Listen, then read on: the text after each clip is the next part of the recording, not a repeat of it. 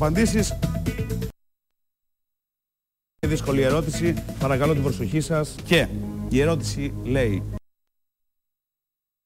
είναι καρναβαλικό έθιμο της Θεσσαλονίκης, της Πάτρας ή του Μοσχάτου? Τα μπουρμπούλια. Ο χρόνος μετράει από τώρα.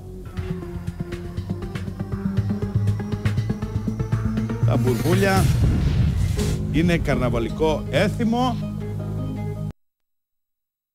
Πάτρας, βέβαια.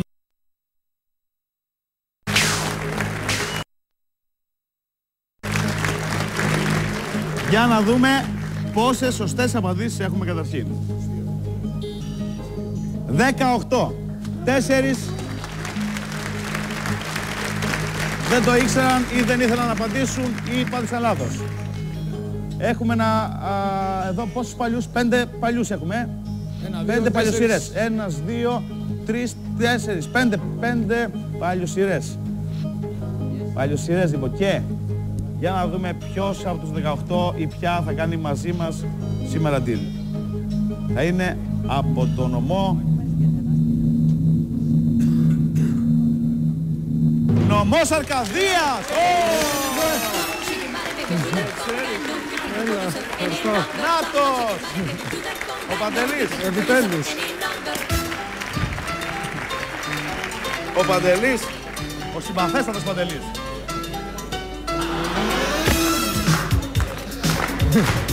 Ευχαριστώ!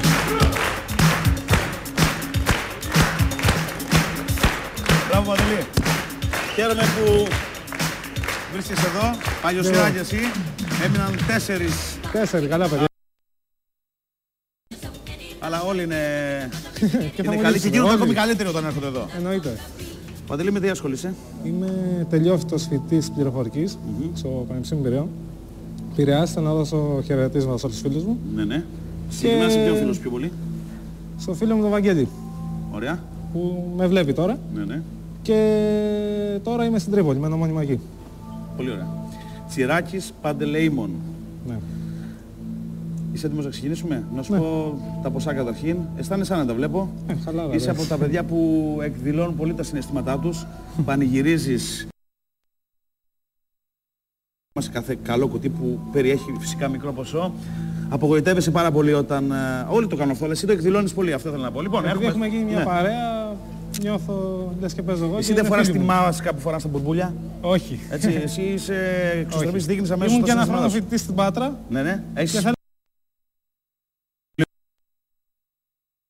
φορώντας αυτές τις μάσκες. Ωραία. Πολύ ωραίο έθιμο. Πολύ καλά. Λοιπόν, έχουμε το 1 λεπτό. Που θα πρέπει να σου πω πολύ γρήγορα. Το 1 λεπτό, το οποίο είναι το μικρότερο ποσό εδώ πέρα, είναι κάτι πάρα πολύ σημαντικό. Εγώ τουλάχιστον το διαπίστωσα. Όλοι το υποτιμούμε, έτσι. Το πετάμε, δεν το δίνουμε σημασία. Ένα βράδυ λοιπόν, τα ξημερώματα, ακούω κλάματα. Έχω δει αγοράκια, ο ένας από τους δύο δεν σταμάταγε. Είχε ακούσει την εκπομπή το λεπτό που το λέω και από όλα τα ποσά του έκανε αυτό περισσότερη εντύπωση. Μου ζήταγε λοιπόν αυτό το 1 λεπτό. Μπαμπά λεπτό. Το έλεγε, δεν καταλαβαίνω να το εννοούσε. Τελικά, για να βρω αυτό το 1 λεπτό, να βρω ένα νόμισμα, ευτυχώς υπήρχε, το βρήκα, το έδωσα για να έχουν την αξία τους και πρέπει να τους δίνουμε τη σημασία. Παντελή, στο θέμα μας. Μισό ευρώ, 1 λεπτό, χαρτομάντιλα, λάμπα, 10 ευρώ, 1 κιλό παϊδάκι. Αυτά πρέπει να διώχνουμε. 2.000, 3.000, 4.000, 5.000, 10.000 ευρώ και πάμε. Άκου με προσεκτικά. Θέλω εκτός από το να βλέπεις να ακούς κιόλας. 25.000 ευρώ, 50.000 ευρώ, 75.000 ευρώ, 100.000 ευρώ, 200.000 ευρώ. Παίζετε από το σπίτι σας, από σταθερό και από κινητό. Για να μοιραστείτε το ποσό, που είναι εκείνη το ποσό που θα πάρει τελικά ο Παντελής. Ο Δημήτρης στο προηγούμενο επεισόδιο δεν τα κατάφερε. Κέρδισε μόνο 10 ευρώ, είχε τη δυνατότητα να πάρει πολύ περισσότερα με την προσφορά των 20.000. Για να δούμε τι θα γίνει σήμερα. Να ξεκινήσουμε με... είχε το ίδιο κουτί, έτσι, για να δω. 13, μπράβο, τώρα το βλέπω. Είχε το ίδιο κουτί, αριθμός 13. Εύχομαι διαφορετικό Σύμπτωση, για να δούμε τι έχει μέσα. Λοιπόν, να ξεκινήσουμε πολύ γρήγορα τα 5 πρώτα κουτιά. Λοιπόν, το φίλο μου, τον Κωνσταντίνο, το νούμερο 15. Ένα καλό άνοιγμα.